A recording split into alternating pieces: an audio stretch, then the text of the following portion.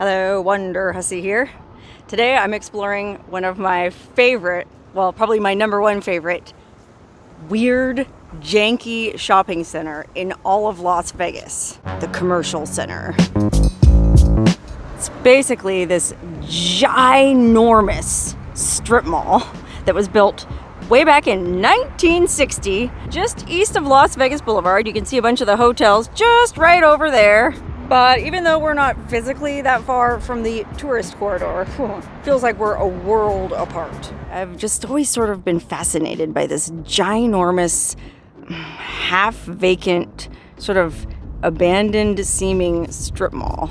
I mean, you can see this thing was built back in 1960 in the golden age of cars, because look how big this friggin' parking lot is. Like, there's hardly even any buildings. There's more parking spaces than there are stores. But believe it or not, back in 1960, this was like the swankiest shopping center in town. Okay, picture in your mind, we gotta go back to Las Vegas in 1960. Picture all those women with the big bouffant hairdos and fur coats, driving those big giant hunk of steel American boats to go do their errands. Well, all the best housewives in town would do their errands at this shopping center. Matter of fact, this jewelry store here, John Fish, I guess, supposedly Elvis Presley used to come here and buy jewelry. Okay, remember how Elvis was like notorious for being super generous with everybody who worked for him, and he would just hand out diamond rings like candy bars? Well, apparently he used to come over here to buy jewelry.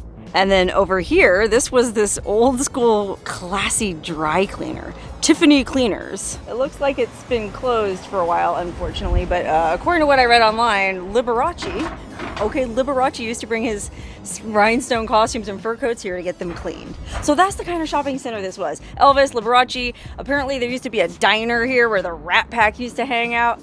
This was the spot. But over the years, it's clearly fallen into a state of serious neglect. In fact, the only thing here anymore that nice people would come to was this Thai restaurant, Lotus of Siam. I guess, well, if you're a foodie, I guess Gourmet Magazine rated this the #1 Thai restaurant in all of America at one time. Here, in this janky strip mall, surrounded by all these businesses that we'll get to in a minute. This was supposedly the #1 Thai restaurant in the entire country, according to some fancy writer. Anyway, once Vegas started to grow in population and the suburbs started spreading out, I guess, to the west and the south, people came down here less often. They would just go to shopping malls and strip malls out in their suburb. And well, the Commercial Center just sort of fell on hard times. And I guess, rents got lower and the landlords got a little bit more desperate, and so, well, they started allowing any old type of business in here, and that's when all these adult businesses started to proliferate here. Now, unfortunately, I haven't been down here in far too long, even though I only live like a mile away, but last time I came down here, this white building here behind me used to be kind of like a leather bondage shop, and there was a theater in the back, which I'm pretty sure back in the day, in like the 80s, 90s, was a little miniature porno theater. And apparently the Vice cops here in town busted it a bunch of times, or raided it in the 90s, and then arrested a bunch of dudes that were in there, jerking off. But aside from that old adult movie theater, the most famous adult business here at the Commercial Center is the world famous, legendary Green Door Swingers Club. Okay, swingers club as in, it's a social club where open-minded couples and singles go to have sex in public with other people.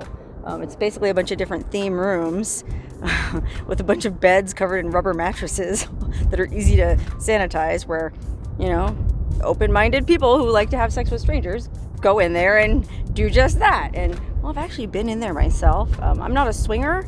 I don't see anything wrong with the lifestyle if you're into it. It's just not for me personally. But I am really interested in just all kinds of weird stuff like that. So yes, I did go to the Green Door once with a friend of mine on my birthday, no less.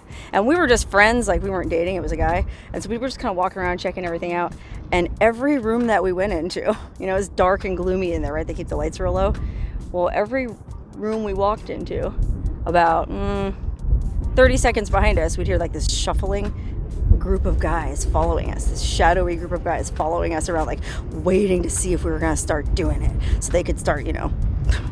Apologies, this is obviously already going to be an NSFW video, and if you didn't figure that out already, well, send your kids out of the room now. Anyway, yeah, I've been in there. It was, I don't mean to be judgy, I thought it was kind of creepy. I have been to another swingers club that in my opinion was actually had way better action. Again, I didn't participate, I'm not a swinger, but there's another swingers club way down in the far, far southern edge of Vegas, out in the suburbs, called the Red Rooster. And at least in my experience, that place was way more exciting than the Green Door. The Green Door, I went to it I think twice, and both times it was kind of deserted. I mean, here we are, right off the Las Vegas Strip. You know, all these people come to Vegas and they want to get freaky and, you know, go to a swingers club. Well, apparently they're all taking $50 Uber rides all the way down to Henderson to go to the Red Rooster, because that's where the crowds were. Let me tell you something. The Red Rooster is just it's like a regular suburban house. It has a really interesting backstory. So this old swinger couple, well, they weren't old back then, but in like 1978, this swinger couple opened their private home to swinger parties. I guess every weekend they would invite anybody who wanted to come over to their house and they'd all have sex. Well, it became a very popular party, so they ended up expanding their house, adding on rooms, put an indoor pool, put an orgy room, put this, put that. Next thing you know, their swinger club was like the spot in, well, on the West Coast, I guess. I think it's still considered one of the top swinger clubs. And if you go down there today, like the neighborhoods around it have all developed and there's like suburbs encroaching all around it. But that Red Rooster Swingers Club is still there. Started in 1978, 79. I think the husband passed away about 10 years ago. But the wife, I think the wife is still alive and still runs the place. And she might even still participate. So I have nothing bad to say about swingers clubs. I thought the Red Rooster was awesome. Maybe I had a bad experience, but I wasn't that impressed by the Green Door. Nevertheless, I think it's a cool business and an interesting business, and I'm glad it's here. Ugh, sorry, it's so windy. I'm trying to like hide behind this U-Haul truck to block the wind, but then I can't get all this cool stuff in the background that I want to show you. Okay, so aside from the Green Door, again, I haven't been here for a while, but there used to be, back here in this corner, where it says, and this boarded up building, it says El Club Social, the social club. This used to be a swingers club as well, called the Fantasy Social Club. Okay, it was just kind of a really small, I guess, sort of ghetto swingers club for those who found the Green Door too big and overwhelming. So I went to the Fantasy Social Club a bunch of times, but not as a swinger, okay? They used to have this thing called Foot Night once a month. Okay, this is a really, really kind of a wild story, and I know you might not believe me, but it's true. So there's a thing called a foot fetish, okay, where guys are sexually aroused by the sight, smell, feeling of women's feet. It's the most common fetish in the world, I'm pretty sure. Not uncommon at all. Something like 1 out of 10 people have a foot fetish. Well, it's hard for those guys to indulge their fetishes. Like, well, what if their wife isn't into it? Or what if they don't have a wife? You know, it gets expensive to go to a strip club. You got to pay strippers to touch their feet. Well, this really smart entrepreneur started this thing called Foot Night. I think it was a nationwide, maybe even international franchise of these foot fetish parties. And so he would rent venues in different cities all over the world, like New York, Montreal, LA, and Vegas. And then he would host these foot fetish parties. So he would recruit all these models, and I did this myself many times. The models didn't get paid to go, you just showed up. But then basically what you did is you sold 10-minute sessions with your feet. So basically, as a model, you would get all dressed up and, you know, make sure your feet were looking nice, and you'd go in, and then there'd be a room full of guys. I think the guys had to pay like $60 to get in. And then, well, it was always kind of awkward at first. Like the party started around 7 p.m. and the way that club was set up back then is you walked in and there was just kind of like a living room with some couches and a pool table. Sort of had the vibe of like being at in your parents' basement rec room when you were in junior high school. So the guys would all be sitting on one side and the models would all be sitting on the other side. Like everyone's all nervous. And the bummer is they don't have a liquor license in these swingers clubs. There's some thing in the municipal code or whatever that you can't, I think it's impossible to serve liquor in a swingers club. So all these swingers clubs just sell you overpriced juice. And well, if you want to have a drink, you just have to go next door over here. There's this little gay bar, the Badlands Saloon. So that's what would happen at these foot night parties. Like 7 o'clock, the doors would open, all the models would come in their outfits, and all the guys would come in all nervous, and they'd both be sitting on opposite sides of the room, and well, yeah, there'd be snacks, pizza, chips, popcorn laid out on the pool table, but there was no liquor. Okay, there's just sodas. Well, before you know it, people would start slipping out and go next door to the Badlands, have a drink or 2 or 3, take a shot, then they'd come back into the Fantasy Social Club, and everybody would be a lot more lubed up, so to speak, and comfortable. And then the guys would, start approaching the girls, or the girls would approach the guys, start chit-chatting. So, hey, you want to go do a session? And by session, well, that meant a 10-minute session with your feet. So, it being a swingers club, the way it was set up, like I said, there was a living room in the front. Like, I think it might have had a little stage with a stripper pole, like an aquarium, very kind of like 70s, 80s rec room vibe. But then down the back, there was all these little private rooms that just had like a bed with a rubber sheet on it, so it could be easily cleaned, and like a chair. And then, you could close the door for privacy. Well, a lot of guys, prefer to do their foot worship in privacy. So you'd go back into one of those little rooms with the guy, and then he had 10 minutes to essentially suck your toes, lick your feet, sniff your feet. They did have a pretty strictly defined set of rules. Like when you first applied to be a model at Foot Night, they would send you like all these guidelines, like no nudity, no sexual contact, keep it clean. And there was a bottle of witch hazel in every room, so that, after the guy sucked your feet for 10 minutes, you could spray your feet off, clean them off, and be sanitary for the next guy. This was all way pre-COVID. I feel like I've already said way too much about these Foot Night parties, but I'm here to tell you, I probably did close to 10 of them. They had them every month over here at the Fantasy Social Club, and honestly, it probably sounds pretty creepy, and some of you watching this probably think a lot less of me now, but it was more or less good, clean fun. I did spray my feet off between sessions, and most of the guys just wanted to rub your feet. So hey, what's wrong with getting paid and getting a free foot massage? The price was $20 for 10 minutes with your feet. So it's kind of, I guess, like selling lap dances, but instead of having to gyrate and like do whatever on a guy's crotch, you're just basically laying there on the bed with your feet up, and the guy's like sucking on your toes. So easy work if you're not ticklish. I'm not overly ticklish, so I did okay at it. But actually, I wasn't really the best foot model because, unfortunately, my feet don't stink. And these foot fetish dudes, like, that's actually what they wanted. In fact, in the guidelines that they emailed you, remember I said they sent guidelines out before your first Foot Night? Aside from all the regulations prohibiting nudity and that kind of thing, they also had some recommendations, like don't get a pedicure the day of the party because you don't want your toenails to smell too strongly of nail polish remover. That'll distract the guys from the natural odor of your feet. Okay, a lot of these guys really strongly prefer that you don't wash your feet for a few days before you go in. So my feet just, I don't know, they don't get real sweaty, they don't get real stinky. And so unfortunately, I was never one of the top Foot Night models. In fact, they even had like a Miss Stinky Feet pageant once, and this girl that I used to be friends with, Heather, won. Because let me tell you something, her feet were raunchy. And I know because I shared hotel rooms with her a bunch of times on different trips. Ooh, she definitely earned the title of Miss Stinky Feet. And all that went down in that humble little building there that is now El Club Social, the social club. But like I said, we'd go over here to this Badlands Saloon, which is kind of like a Wild West themed gay bar. Well, I guess like I was saying earlier, when the commercial center kind of started falling on hard times, I guess in the 1980s, and rents started falling, a lot of gay-oriented businesses were also able to move in here because, well, like the landlords were less choosy. I guess back in the 80s, it was kind of a big deal to be a gay bar, so you couldn't just open up shop anywhere. So aside from the Badlands Saloon, there's another one around the corner there. You can't see it, but behind John Fish Jeweler, there's a place called the Spotlight Lounge. It's another gay bar. And then there's also a couple of gay bathhouses. Like you can see, there's one there, the Hawks Gym Club and Spa for men. Well, there's another one way over on the other side of the shopping center that we'll get to in a little bit. But yeah, man, I guess this sort of became a mecca, and still is, in a weird way, kind of a mecca for LGBTQ-oriented businesses.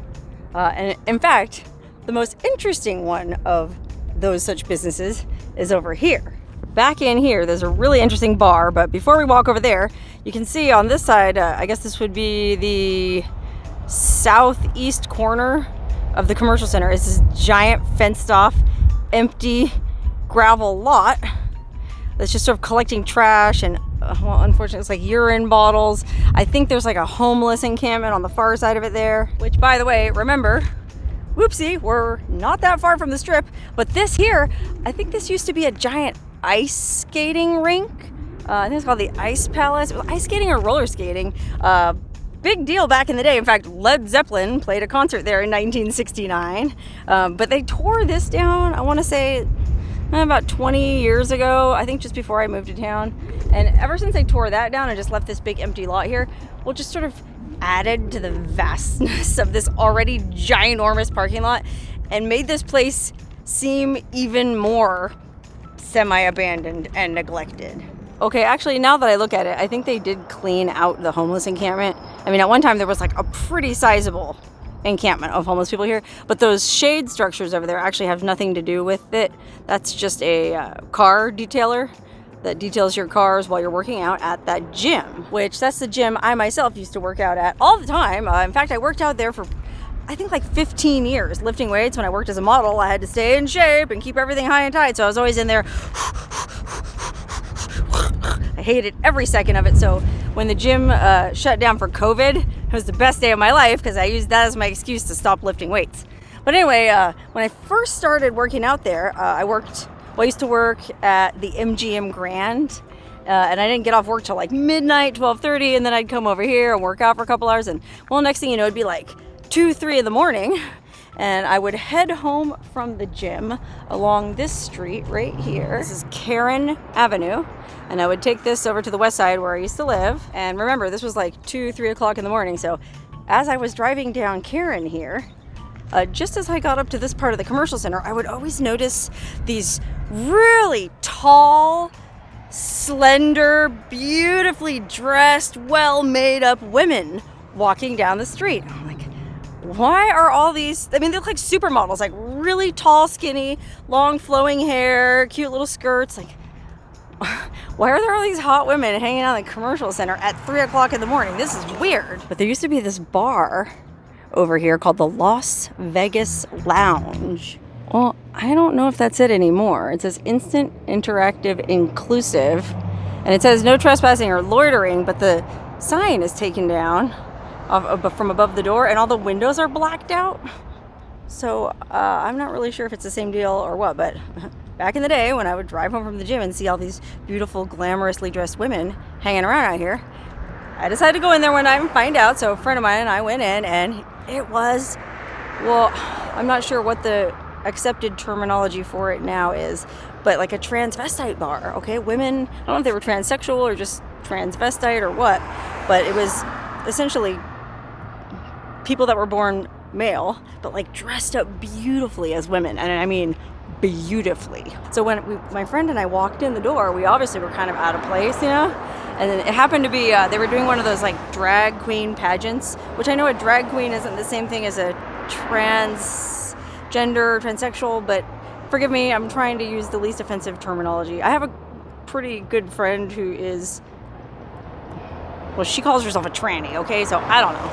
Anyway, they were super cool. We walked in the door, and the lady or the drag queen on stage had this fabulous outfit on, and she turned and went, well, who are you? You look at what walked in the door. And she, what's your names? And why are you here? And I go, well, I'm here because every night I work out at the gym down here, and as I'm driving home, I see all these, I think I actually used the term freaky looking, wonderfully dressed people. And this was like 15 years ago. They didn't take offense at all. Everybody started laughing, and they go, well, welcome, honey. And she bought us a round of drinks, and it was friggin' amazing. And then I ended up going back there another time and watching American Idol there once. So I hope it is still an LGBTQI bar. I don't know. It looks like it is if it says instant, interactive, inclusive on the sign. That's cool. I mean, because people like that definitely need a support network and a place to hang out. So I think they are kind of trying to gentrify this portion of the commercial center. Well, first of all, I should note that there is a nail salon in the center of the commercial center, and the woman who runs that business is pretty passionate about keeping the commercial center active and alive, and she hates it when people bag on it for being sleazy. So if you're watching this video, I'm not trying to slag on the commercial center. I love the commercial center. That being said, I feel like this little end of it, they're trying to turn into like artist studios and stuff. There's like a violin school there, and then there's some recording studios, there's a guitar place. I know that there's some artists, like photography studios here. So I just hope that they don't force out the Las Vegas Lounge or any of the other adult-oriented businesses in the commercial center. Because look, that's just would be a really crummy thing to do, okay? When the commercial center was down and out, the only tenants it could get were these gay bars and swingers clubs. And for it to all of a sudden now turn the tide and kick them out would be pretty crummy to do. Now, I haven't heard anything about that happening. Obviously, you just saw the commercial center. Even though it's right here in the middle of Vegas, like a mile from the Hilton, or what used to be the Hilton, it doesn't seem like there's any real redevelopment plans in progress. I mean, you saw that giant parking lot. You could build like tons of, housing, affordable housing, whatever, stuff like that. I'm not so sure the folks right here across the street would be down with that plan. That's actually the Las Vegas Country Club. Okay, back in the day, that was like the swankiest country club in town, where all the movers and shakers and the pit bosses and the executives of all the casinos lived. And just like everything else in this part of town, well, it's seen some changes, but I think it's still considered a pretty nice place to live. You can see they have this, well, they're surrounded by a wall with like spikes sticking off of it to keep out the riffraff. Whew, feels good to be out of the sun and out of that friggin' wind, man. It's, like I said, it's like being inside a blow dryer today.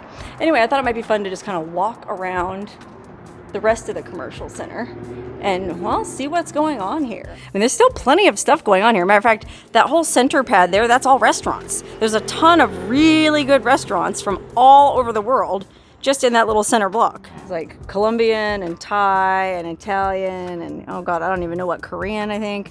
Bunch of different restaurants. So I think, again, the woman who's trying to like keep the commercial center alive, her nail salon is in that chunk, and I think she has a lot to do with that. Like, they're trying to brand this like a world village or something like that, which is cool. I heartily endorse their efforts, but at the same time, man, I still kind of like all the quote unquote sleazy stuff too. You know what I mean? Okay, speaking of sleazy, and it's really not sleazy, there's this place up here called the Sci-Fi Center. You might be able to see up there on the second floor. Well, as far as I know, it's kind of like a comic book store. I never really had much to do with that place because I'm not really into comic books, but I did go there once because they had this blood wrestling match. You know how there's like mud wrestling, bikini mud wrestling? Well, it was the Sci-Fi Center, so they had like horror night and it was blood wrestling. So they had this kiddie pool full of fake blood, and then all these girls came in bikinis and wrestled and won prizes. And I'm pleased to report that I did come in first. I won. I beat all the other girls. Not because I'm like super strong or anything, but because I have this, well, one of my little known talents is I have this uncanny ability to unleash a blood-curdling scream. Anyway, because I have this ability to scream and I'm not afraid to use it, I just freaked out the other women so hardcore that they all gave up, and I won. I won a necklace and a gift certificate. I can't even remember what. But that was, yeah, right over here at the good old Sci-Fi Center. I mean, you can see these buildings here have never been remodeled. From what I read online, that woman who has the nail shop that's trying to get this place going, I guess she said one of the reasons why this place looks so derelict is the owners of these buildings live somewhere else and just don't care. And like, they never put any money into keeping them up. And it blows my mind. Like, this has to be super valuable real estate right here in the middle of town. So I don't understand, like, how these owners don't care. I mean, surely their kids care, right? I mean, everybody wants money, especially with real estate prices the way they are right now. But, what do I know? Anyway, this looks like one of the old buildings that's been here since 1960 probably. It also kind of looks like it's being gentrified into some kind of like artist spaces. This is actually really cool Vegas graffiti. There's Sammy Davis, the Candyman. There's good old Liberace, who, remember, used to bring his fur coats for dry cleaning just right over yonder at the old Tiffany cleaner over there. I'm guessing that's supposed to be Cher. This here is either Michael Jackson or Bruno Mars. That says Lola, so I don't know who. I was gonna say that was Diana Ross, but if it says Lola, oh, there's Lola Falana. I'm guessing that's supposed to be Frank Sinatra. Elvis. Oh, this must all be to do with this store. Vintage Las Vegas. Casino items, photos, posters, toys, chips, dice, cards, ashtrays. Oh, it doesn't look like it's open, but maybe we can peek in the window. Oh, there's nothing in there anyways. But there is some amazing graffiti outside it. Look, Elvis is, the door to Elvis's dressing room. Oh man, maybe if we take him by surprise, we'll catch him in his panties. Just kidding. I am a huge Elvis fan. I don't know that I'd want to see Elvis in his underwear though. Anyway, there's Dean Martin. There's somebody else. Who's this? Is that like Peter Lawford or something? Oh, here's Penn and Teller. That's more recent Vegas. I don't know, man. Like, I'm a purist when it comes to vintage Vegas, and when I see a lineup of Vegas icons, I don't even want to see Michael Jackson, let alone Penn and Teller. I wouldn't even want to see Celine Dion, okay? I want it just to be people from like the 60s, 70s, and maybe 80s. Okay, moving along, we have Jesus, and that's because there's a church here. I think there's a few churches in this strip mall, which is kind of interesting considering all the other businesses here. They're all just sort of coexisting together in happy harmony, which is part of the reason I love this strip mall so much. You know, it's like this weird mix, mashup, conglomeration of, you know, super fancy restaurant, ethnic restaurants, gay bathhouses, transgender bar, churches. It's just a little bit of everything. It's actually a great microcosm for the city of Vegas itself, you know? Because if you go to like the fancy parts of town, you know, like Summerlin, to me that's like a false representation of Vegas. Like if you go to pick any given strip mall in Summerlin, which is a nice suburb of Las Vegas, you know, you're gonna see like Bed Bath & Beyond and Hallmark and, you know, a grocery store, stuff like that. But you're not going to see the stuff that really makes the economy here tick. And even if you live in Summerlin and, you know, you work as an executive for a casino or you work in the spa or something like that, your income is still, in one way or the other, tied to the smut industry. And so don't lose sight of that, Summerlin people. And that's why I like the commercial center. They're not trying to front here. They understand what people want. And, well, it's pretty much all on offer here.